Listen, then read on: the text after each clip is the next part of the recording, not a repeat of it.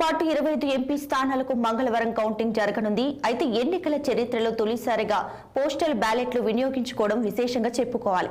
కాకినాడ జిల్లా నుండి 18,000కు పైగా పోస్టల్ బ్యాలెట్లు వినియోగం జరిగాయి. వాటి లెక్కింపు విధానంపై కాకినాడ జిల్లా కలెక్టర్తో మా ప్రతినిధి దురాని అందిస్తున్న ఫేస్ టు ఫేస్. ఈసారి ఎన్నికల్లో మాత్రం ప్రత్యేకంగా పోస్టల్ బ్యాలెట్లు ఎక్కువగా అంటే రాష్ట్ర వ్యాప్తంగా 4,60,000 పోస్టల్ బ్యాలెట్లు నమోదైన ఓటు వినియోగించుకున్నారు. అందులో కాకినాడ జిల్లా అయితే 18,000 పైగా పోస్టల్ బ్యాలెట్లు వినియోగించుకున్నారు. అయితే ఈ పోస్టల్ బ్యాలెట్ల లెక్కింపు సరళి ఏ విధంగా ఉంటుంది? కాకినాడ పార్లమెంట్ రిటర్నింగ్ అధికారి కాకినాడ జిల్లా కలెక్టర్ జె నివాస్ గారిని అడిగి తెలుసుకున్నాం. Good evening sir. సార్, ఈ పార్లమెంటు మన పోస్టల్ బ్యాలెట్స్ ఏ విధంగా లెక్కింపు ఉంటుంది? దానికైనా ప్రత్యేక కేంద్రం ఏమైనా ఉంటుందా? ఈ పోస్టల్ బ్యాలెట్ లెక్కింపు అనేది రేపు 8 గంటలకి ప్రారంభమవుతుంది. పార్లమెంట్కి సంబంధించినటువంటి పోస్టల్ బ్యాలెట్ కోసం ఒక ప్రత్యేకంగా రూమ్ ఏర్పాటు చేసి అక్కడ 14 టేబుల్లో ఈ కౌంటింగ్ అనేది అవుతుంది. అసెంబ్లీకి సంబంధించినటువంటి పోస్టల్ బ్యాలెట్స్ ప్రతి అసెంబ్లీ ఈవీఎం లెక్కింపు చేసిన రూమ్లో 3 నుంచి 4 టేబుల్స్ ఓవరాల్గా 7 కాన్స్టిట్యూన్సీకి కలిపి 25 టేబుల్స్ మనం ఆ కాన్స్టిట్యూన్సీలో ఏర్పాటు చేయడం జరిగింది. సో మొదటి రౌండ్లో మనం అంటే ప్రతి టేబుల్కి 500 ఓట్లు మనం లెక్కింపు చేయాలి.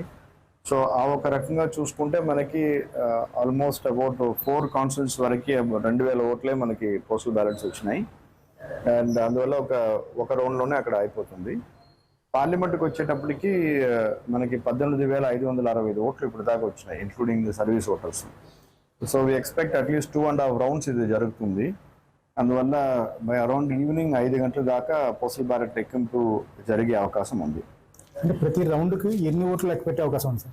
అదే, ప్రతి రౌండ్కి ఏమిటంటే ఫస్ట్ పోస్టల్ బ్యాలెట్ ప్రక్రియ ఎలా ఉంటుందంటే ఫస్ట్ ప్రీ కౌంటింగ్ అంటాం. అంటే ముందు ఎన్ని ఓట్లు వచ్చినాయి అనేది ఒక లెక్క వేసుకుంటాం. First arrival of the exact number of votes received.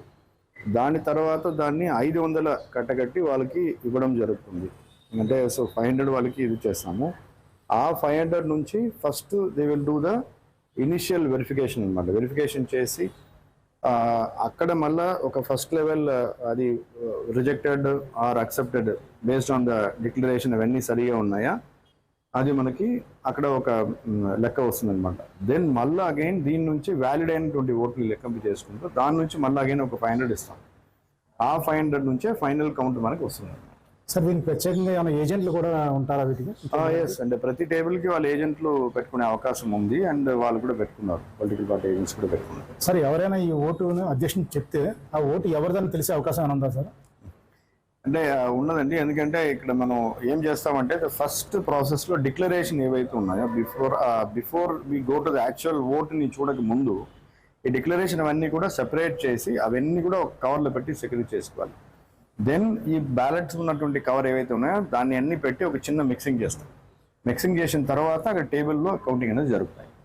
అందువల్ల ఎవరికి వేశారని చెప్పి అస్సలు బయటకి తెలియడానికి నో పాసిబిలిటీ.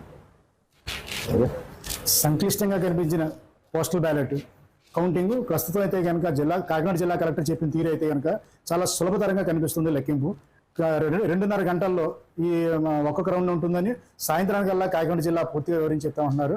వీడియో జర్నలిస్ట్ చిన్నీతో నదీం ఖాన్ దురాని, కాకినాడ.